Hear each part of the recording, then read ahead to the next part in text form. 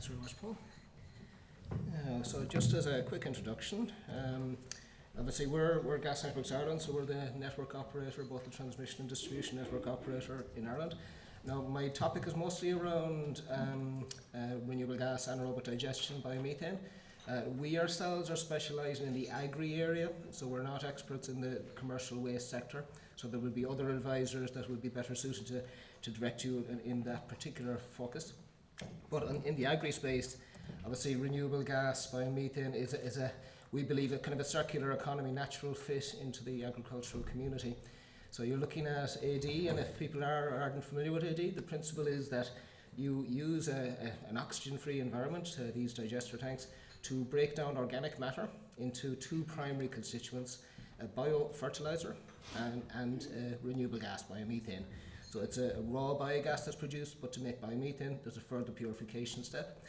But indeed, even with the biofertilizer, raw digestate is the product produced, but the standard design really of most AD biomethane plants includes at least minimum processing in digestate as well. So it's essentially taking animal slurry waste. It's all about waste and residues primarily. Agriculture fundamentally tied to the food and beverage industry, so it's waste and residues from the food manufacturing sector as well. So agri includes all materials up to and including the supermarket shelf, if you appreciate. Everything from the supermarket shelf and post is commercial waste. From a licensing point of view, however, if you're taking in animal byproducts and indeed food waste from up to supermarket shelf, you may need an EPA license, and in most cases you would. So to be able to charge a gate fee at all will require an EPA license, even though you're in the agri space. But in all cases, all AD plants will be required to be licensed and approved by the Department of Agriculture, irregardless of whether you're commercial waste or agri-related. So the circular economy piece is central to the whole model.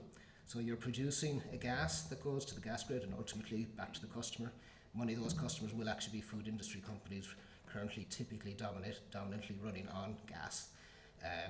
Then obviously the biofertilizer is displacing chemical fertilizer, but also it's an indigenous source of fertilizer as well. We import all of our chemical fertilizers here in Ireland. We also import about 40% of our natural gas. So it's indigenous sources for both of those, but there are other byproducts that will develop. Just in terms of where we are as a country, we're very much the last one coming to this particular sector. Biomethane is well and truly established across Europe. As you can see in this particular map, we're not even on the map. We've only 2 biomethane facilities to date in Ireland, in the Republic of Ireland, and we may only have another 1 or 2 next year, for instance. So the pipeline of projects will see a significant growth from 2021 onwards. But in terms of, I suppose, the advantage of coming late means that we can adapt and learn from what all of our European colleagues have done. That is the only advantage, I might say. Now, we are essentially the gas network company. We're responsible also for the technical standards for all things in the gas industry. So we have been very proactive in working with our European colleagues, and at this stage we have ruled in and ruled out a lot of technologies that are there. Like there's 11,000 biogas facilities in Germany, for instance, but the AD tank solutions and the feedstock solutions really aren't at all compatible for the Irish market. So we're really adapting French and Italian technologies primarily, and also some Swedish technology and some Danish as well for that matter. So when you see our technical standards, you don't see much from the German side on the AD tanks and the feedstock end of things, but you do see it on the gas purification, for instance. So it's not a one-size-fits-all. It's kind of taking the best of what's out there and adapting ideally to the Irish market. So in supporting the development of the industry here in Ireland, we have joined forces together with 5 other gas network utilities, similar to ourselves, responsible for implementing technical standards for all things gas-related, including renewable gas. So this group of 6 is called GD4S, Gas Distributors for Sustainability.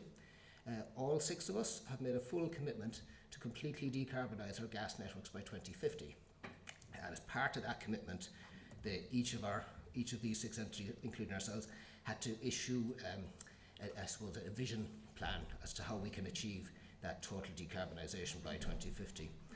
Obviously 2050 is a long time away from now, so if you can appreciate, this is a vision, and the figures and percentages probably aren't right. I can guarantee you I won't be around in 2050 to argue as to what it's likely to be, but the principle is that renewable gas would dominate. So biomethane sources in Ireland would by far be the most significant, especially for the next 20 years.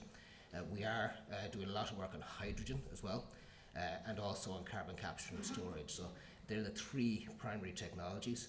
All are more complicated than might first be seen.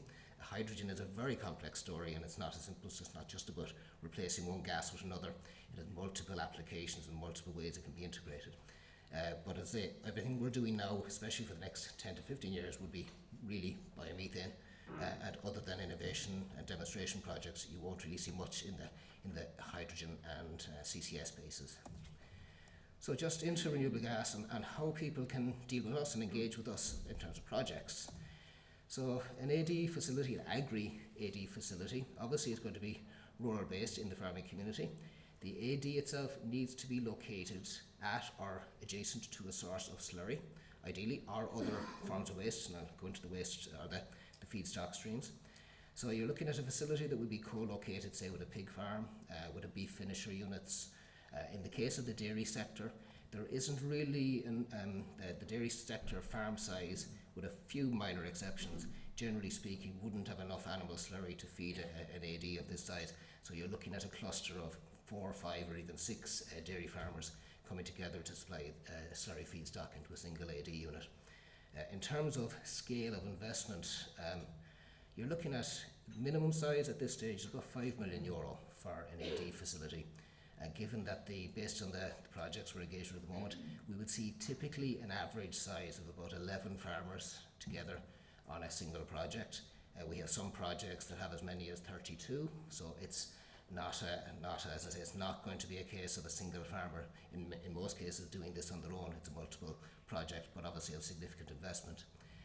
The gas purification technology is about €1 million in itself, and what we refer to as the network entry facility. So if you imagine the same thing with renewable electricity, you need a transformer and a direct line into the electricity network. Same infrastructure, obviously for gaseous fuels in our case. It's about €500,000 investment for a direct injection. I should say that the €5 million investment at the digester would include all of the costs associated with the digest processing as well, if you know what I mean. But all in, you're looking at a significant investment for projects, and this is probably about the minimum. Now, equally, I would say we're not getting many projects that are double this size or anything like that, so it's probably a representative example of kind of typical costs as well. In terms of connecting into the gas grid, depending on how far the project is from the gas network, it could be 100 metres, it could be 10 kilometres. And if it's in that range, you're looking at a cost between €100,000 to €1 million for a connection. And it's largely down to distance from the network and where the network is most optimally suited to connect directly into. Under our connection policy, we essentially can cover 70% of that cost, so the cost to the developer is 30% of that number, if you appreciate. In terms of developments then, again, agri-focused here, there's a range of specific feedstocks that are already accepted and approved. It's not to say that we're not open to other feedstock scenarios. We obviously would work with developers to see if they've got other innovative solutions or sources, and we have a few projects of interest in that area, and we would bring them through a process of validation with our academic colleagues, and also there are some commercial laboratories that can assist in that space already established in Ireland. So as you can see, you have a range of different feedstocks. You have also classification, which is very important. The waste classification applies to some of these feedstocks, not all. And the minimum requirement for an AD plant needs both, and you need, as you primarily to be focused on waste, you need a minimum quantity of about 40% waste-oriented materials, and that's not a definitive, it's just an initial guideline. And obviously you can go up to 60%, again depending on the full sustainability life cycle, but you can go up to 60% on some types of feedstocks, including grass silage or rotation crops from tillage and things like that. So just in terms of sustainability criteria then, to understand the simple principles, the Renewable Energy Directive obliges minimum targets. So there isn't a scenario that you could build an agri-based AD facility in Ireland on an entirely energy crop basis. The regulations under the Renewable Energy Directive, Phase 2, which implemented in 2021, they're mandatory. You simply can't work around it. So you need to meet the minimum greenhouse gas savings for every project. So it's a calculation based on the feedstock mix, like you had here, but also the design of the facility, the efficiency of that facility, and there's a pre-qualification process on that as well. So in working with us, we need to understand the feedstock mix, we need to understand the basics of the design, and we would work with a a lot of collaborative partners on, and again, tying back to the minimum standards we're bringing in from other European countries as well. So there's a lot of guideline material, but as I say, it's a combination of feedstock, design and efficiency. Also the land bank management and the means by which digested fertiliser will be spread also feed into the equation. So the purpose of that essentially, and if you can see, this is biomethane is a combustible fuel, it's a combustion fuel, it's used in heat transport or electricity production. The objectives in the directive is that the carbon footprint of the biomethane must be at a minimum target for 2021, and indeed the target will be even lower again from 2026 onwards. Now the agri mix of slurry and grass, as you say, 60-40 split, can do that as long as the design is right, and again as long as there's a displacement of chemical fertiliser, minimum 65% displacement and typically more than 80% displacement of chemical fertiliser. And there are other measures in there, but actually it can be comfortably met on that mix, and actually if anything can be quite significantly exceeded. A good design would actually be delivering a carbon negative solution, and carbon will have value in the future, and we're putting in place an accreditation scheme. The principle of the calculation methodology is outlined here, it's in the directive. It seems complicated, but it's actually relatively straightforward. The model we're implementing, and we've done so with the best advisors from Germany and France, the bodies that essentially wrote this particular section of the Renewable Energy Directive, we directly contracted them to develop a tool that we can implement here in Ireland. So that kind of outlines, look at, you've got this carbon sequestering benefits, you've the ability to save more carbon in the process or CO2 than you're generating. So ultimately you're delivering a carbon negative solution. And as I say, the new IPCC processes are also implementing this, which give significant value to grassland use as well. In particular, grassland is recognised as a significant carbon sink. So this green gas certification scheme will be implemented. We're partnered and we've licensed the scheme already, and it's actually will be fully implemented by January.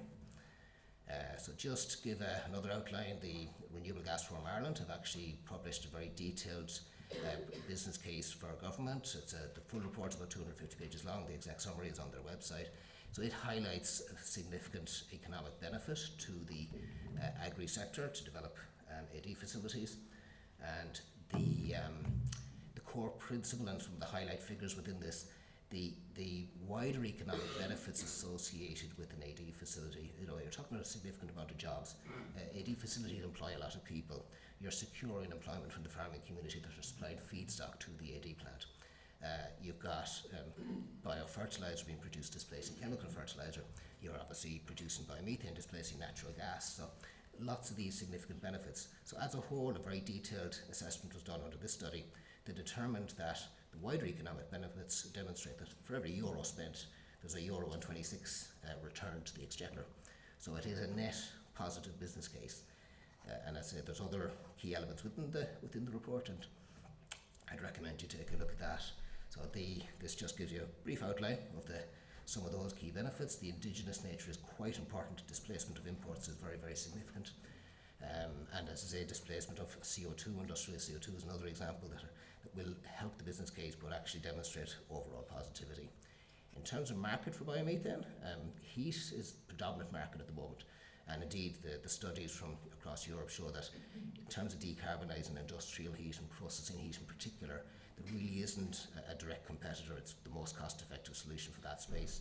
Transport then, actually we're doing quite a lot of work, specifically as Paul was describing the heavy goods vehicle market. There really isn't another competitive alternative in HGV transport, and obviously again the indigenous nature is quite important.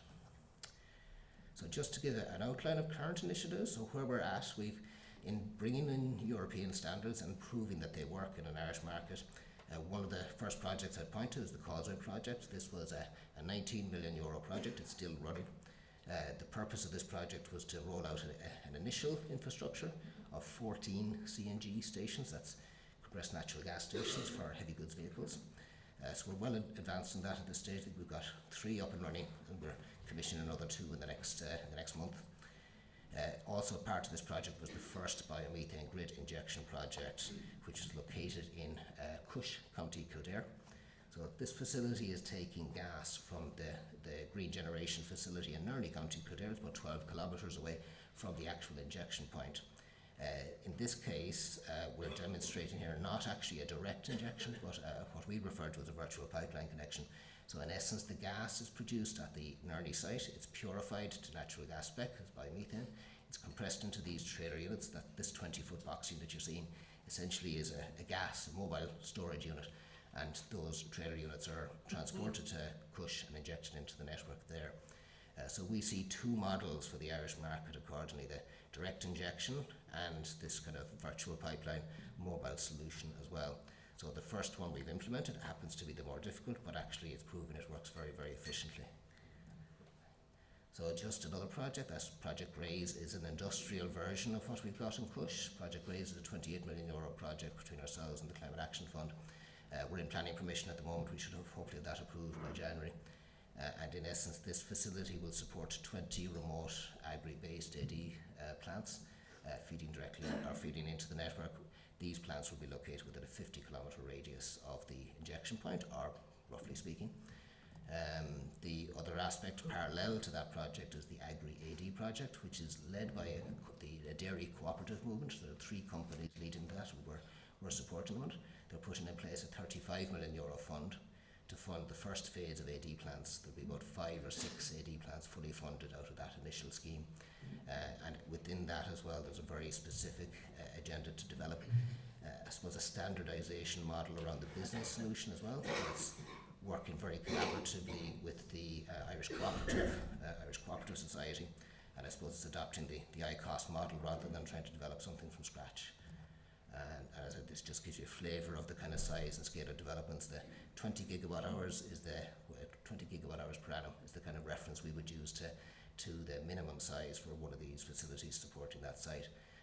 It would be drawing in feedstock within a 10-kilometre radius, each of these plants, and would involve, roughly speaking, about 4 to 5% of the farmers within each 10-kilometre radius. So it's an all-inclusive, and as I say, the average number of farmers involved varies from 12 up to 30. And if anyone wants to, as I say, make a direct engagement with ourselves, currently we have 86 projects pre-approved for direct injection, plus the remote projects through the Mitchellstown project, and we've another one actually feeding that we're looking to support going into the Cush project. So anyone who's looking at this area should make an inquiry into our email address here. One of our people will be in touch with you, and we can bring you through the process. I should point out, it's a minimum 4-year process from beginning to commissioning. So, as I say, it's a journey. Thank you very much.